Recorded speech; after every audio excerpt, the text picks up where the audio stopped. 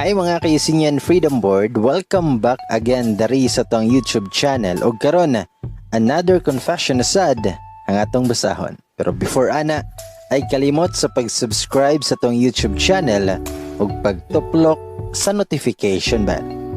Ug karon mga kaisinyan Freedom Board, ladies and boys, ako si Bay Gamay ug ako nang basahon ang confession karon.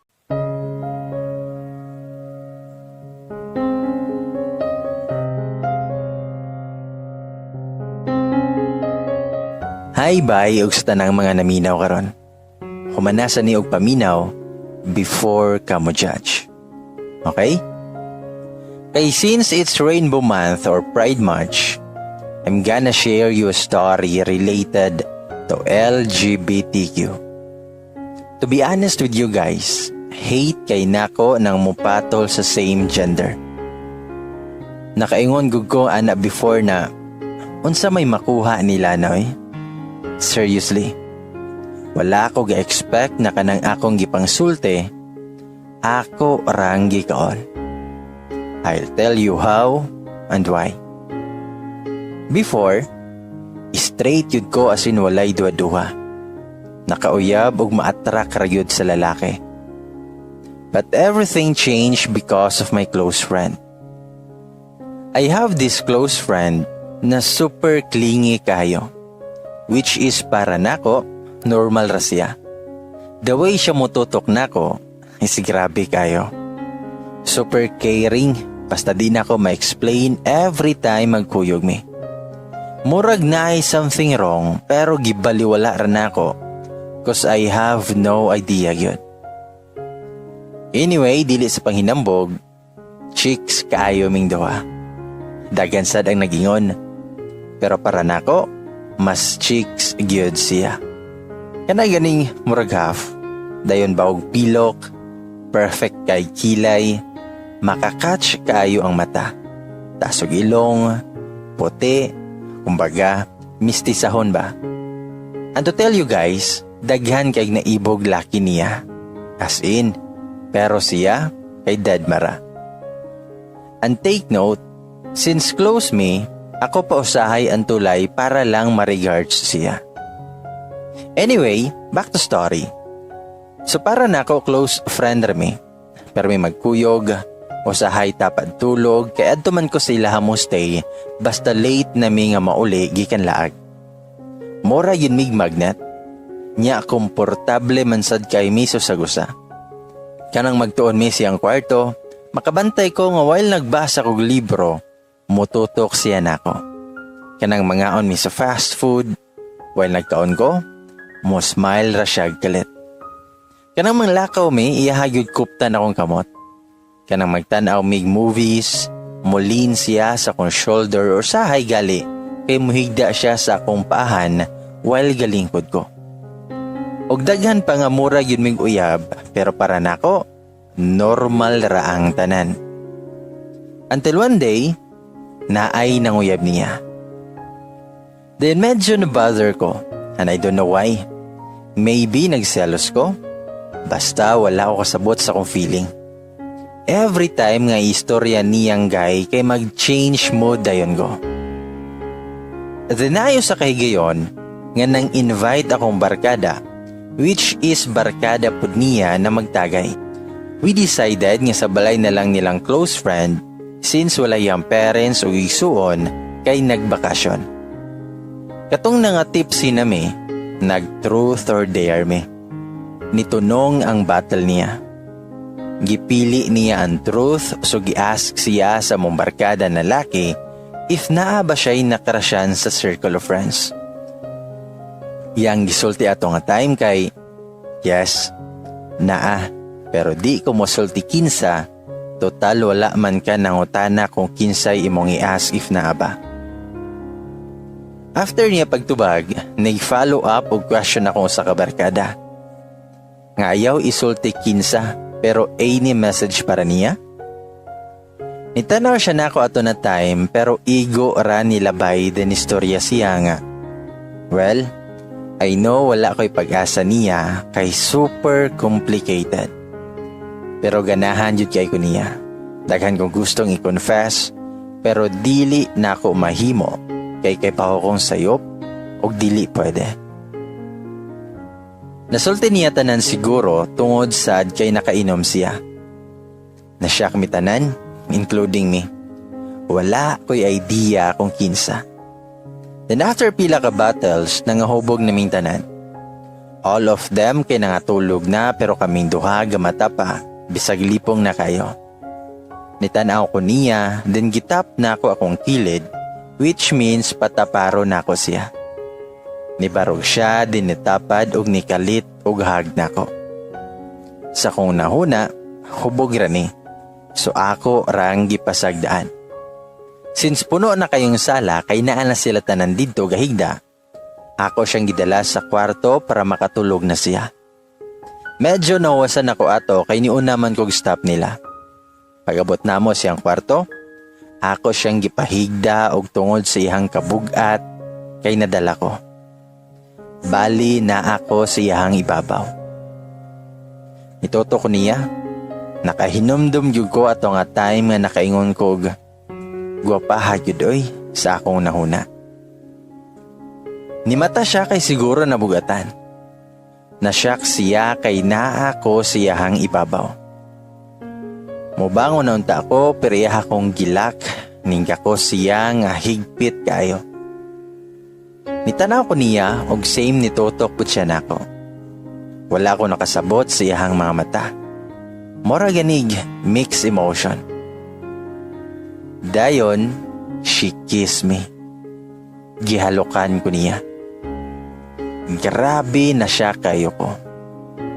Wala ko may response, so nibuhi siya. Pero pag after buhi niya, this time ako'y ni first move. I kiss her passionately, then she responds. Pagkagrabe jud sa kong heartbeat ato. Wala ko kay bawo kung nganong ako tong nabuhat. Siguro it takes minutes before mi nibuhi og ni-smile siya. Tungod sa kong kauwaw, niingon na lang ko niya og katog na diha, hubog rata. Tapad bing natulog ato, pero wala gyud tulog nga nahitabo nako ato, sige ra ko gunahuna. I feel something weird nga wala ko kasabot. Mura ganig ka ng giganahan ko. Ahaka, dili pwede. Ako siyang gitutukan nga tulog. Lami kay tug ang amaw, while ako nabuang naghunahuna. Pagkaugmaan na, mura ra siya wala. So nakaingon ko na hubog giragyud mi ato.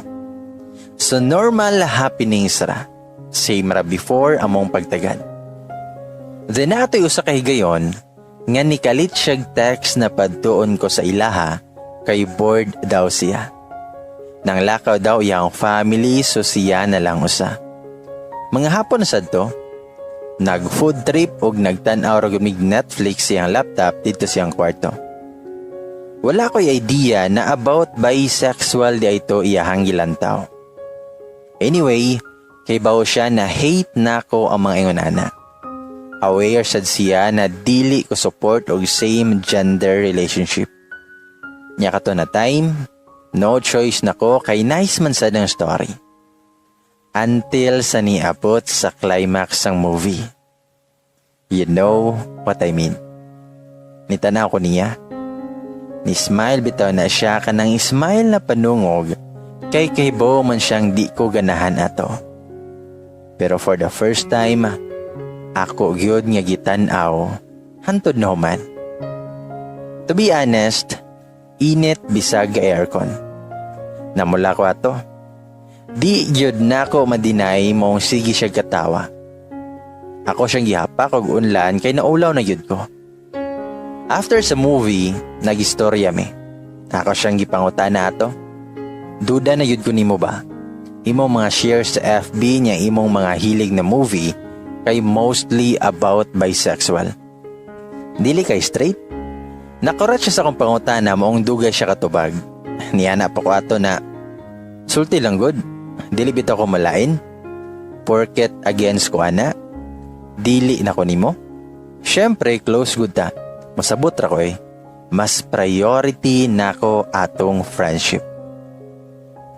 Then itubag siya. Ingon siya nga, ayaw gusto ko ha?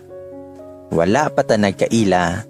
Curious pa man ko kay ma-attract man gid ko sa girls. Daghang naibog nako pero dili nako sila feel good. Mas feel pa gani nako ang presence sa girls. Unya nabot ka. Didto na nako na-confirm na bisexual yun di ay ko. After niya pagsulti ato, na speechless ko. Wala ako kahibawo sa akong itubag. Wala ko nalain pero mura ganig na excite ko. Kusog kaayong beat sa akong heart. Wala ko i-comment so ako na lang siyang gigakos. Nakasabot na guro siya na okay rato nako. After sa mong talk session, muli nunta ako kaso dili siya misugot kay gabi na. Delikado na daw so didto ko niya patulgon. Since nag-apartment raman ko, so okay ra. Wala ko'y dapat nga pananghiran. As usual, tapad yapon may. Pero this time lahi na. Murag nanay meaning. Sa mong posisyon, kay nakatalikod ko niya while siya nagatubang nako. Og mao na ni, iyahang kamot kay sipat kayo. Kahibaw man kong nanungog siya, kay salig kahibaw nako siyang true color, so ako rasad siyang gipasagdahan. Pero ni Saka bitaw na sa akong upper. Maong ni atubang ko niya, sige siya smile. Kanang smile bitaw na pang evil. I don't know if nanungog or nang seduce siya. So kung gibuhat, ako siyang gipatungan.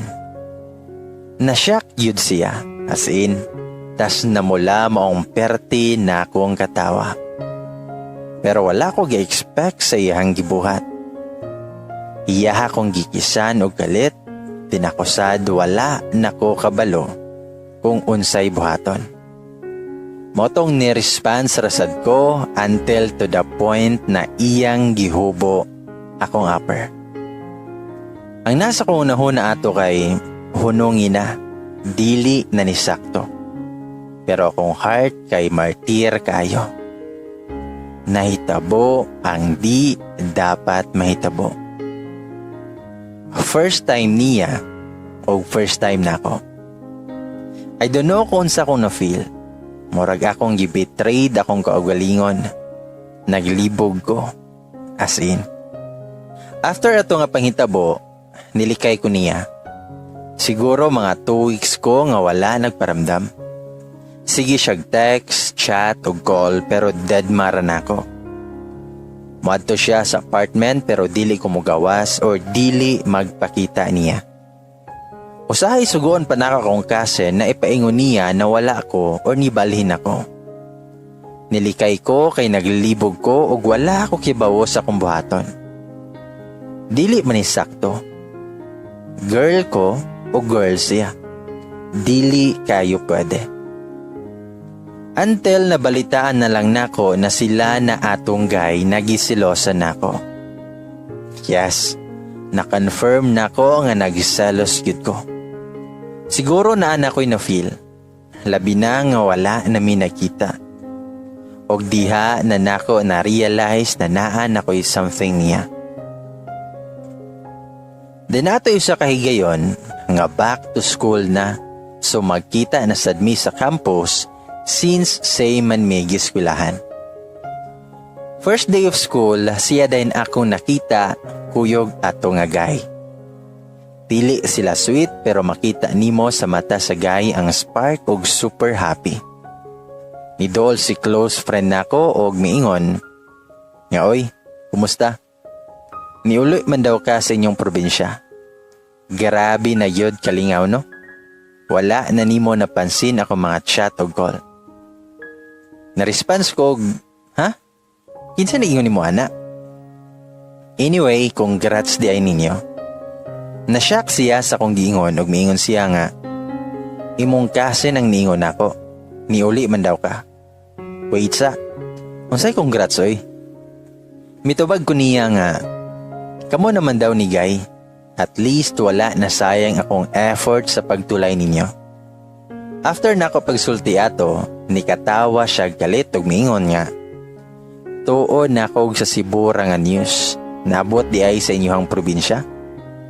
Mao gyud lagi na basta magkuyog, uyab na dayon. Akong manghod i-congrats oy. Sila maoy naguyab. Nitabang ragani ko nila. Ikaw sad, pataka lang kag tulay. Ako man daw ang unang gi-approach kay ako man ang nagbawal sa kumanghod anang uyab-uyab god. Maong ako ang iyahang giuna og duol. Ikaw sad no, motuo dayon ka ng istorya. Silang kuan manggod ang nagpataka ana nga ako daw ang gipanguyaban pero dili god. Usa pa sad, o wahay na kasabalita. Kahibaw man na sila tanan na bisexual ko, so imposible kaayo nga i-push ko nila anang gay na di na ko gusto. Totally shocked jud ko as in. Nistorya pa siya usab nga. Kahibaw gani sila na ikaw akong ganahan katong sa truth pa lang. Pati mo hang igagaw kahibaw man kay classmate biya silang kuan. Na speechless na sad ko. Ang naasa ko nahuna, ahaka. Perte pa na kong hilaka katong pagkibaw na kong uyab na sila sa gay. Ug take note ha, akong kasin pa'y nag-ingon ako. Moday sige tog katawa kay bati kuno kay kumuhilak pero ang tinuod kay giatik raday ko niya og storya. So akong kasin mo ay salarin ani. What a supportive kasin. Ahaka jud. Motong back to dati nami. Katong sweetness na no awkwardness. Pero dili kami ha. Support na ko sa ihang pagka-bisexual og dili nasad ko against ana. Kay kasabot na ko siyang na-feel og sa inyohang na-feel. That's why nga dili yuday ta magpataka og istorya. To be honest, na ako sa stage na confused kay na-attract na ko niya secretly. Ang worst pa kay nagkadugay, nagkagrabe ako na feel. So I decided na ako na lang ang mo first move. Sa moto, nga since support man akong cousin og circle of friends namo, ako silang gipatabang sa plano. Ilahang gilingaw siya sa gawas. Bali ilhang gisuroy. While kami sa kong cousin nag-design siyang kwarto. Among gibuhat is na ay balloons ng lupad-lupad with our pics na nakabitay. Petals sa rose nga gikatag. Candles na porma og heart ubos siyang kama og balloons na letters na nasa kama. Ug nay nakaingon nga, Be my girl. With 2 rings ubos sa letters. Diba charot kayo? Murag mo propose no? Og cake sa diay nga naay congratulations ang nakasulat nga gibutang sa table. After na daw to ipakita if sugto na. O diba? Advance kaayo kong cousin. Congrats dayon ang gibutang sa cake, bisag wala pa gani siya kahibaw sa answer. Usa pa pod, first time ko ni. Imagine sa girl pa jud. Pinaka-hate na ko before. Oh my G. Can't believe it. Ni-vibrate akong phone, sign na ni napadong na sila so nag-ready na ko. Netext ako sa kabarkada. Padong na mi. Good luck. By the way, gidala mig wine. Party later. Kaso, after hour, wala pa yun sila. Dool raman unta sila. Dayon, naka-receive na lang kog text na nakapatulo dayon sa akong luha. Naami sa emergency, kay nadisgrasya siya. Wala na ko nagduduha, nidagan ko padong gawas, pero pag-abot na ako sa may gate, kay naa sila dito nagtapok ug nakita na ko siya nga nakatalikod. Pagatubang niya kay nagdala siya bouquet of flowers and chocolates with teddy bear pa. Iyahang yatag na ko o gihobo niya ang jacket. Dito na ko napansin niyang t-shirt na nakaprint na Let's make this official. Will you be my girl? Tas nitalikod siya og naay nakaprint na choices, yes or yes. Nikatawa ko niingon nga, nabada ko'y lain nga choice. So ni smile siya ug miingon nga, tubag dayon, gahuwat ra ba ko? Dayon ni tando ko, niana pa ko ato na, laina ni mo imbis ako yung ma-surprise ni mo, ako naman noon ang na-surprise. Then niana siya ato nga, gusto ko nga ako ang muda moves natakdan rabaya ka na ko, ikaw yun. Nikatawa na lang minduha o gidala na ko siya sa kwarto. Pagabot sa kwarto, na-shock siya o ang nakasulat sa kama kay My Girl. Tas ang cake na nasa babaw sa letter, so now I know. Ako di ay ang gisabutahe daring dapita. Right after ato, nato siya gisulti na taas kayo. Pero ako analan to kay igat kayo. Kiligon yapon ko magunaw na ato. Unya kiligon sad niya mo sao na lang. Bitaw, paguman ato, gisuot na mo ang ring, then she kissed my forehead. Ayun, party na dayon. Anyway guys, that's all sa for now. Ang part 2 kay nigminyo na namo. Karon, 2 years na mi and going strong kayo. Bisag busy na mi pariho, still na mi time sa sagusa. Nurse na day siya while nag-eskwela pa kog masteral. Sa mga against sa bisexual, don't dare mga beshi. Support na lang mo. By the way, Hoy Bal, love you and I thank you. Support na lang mo.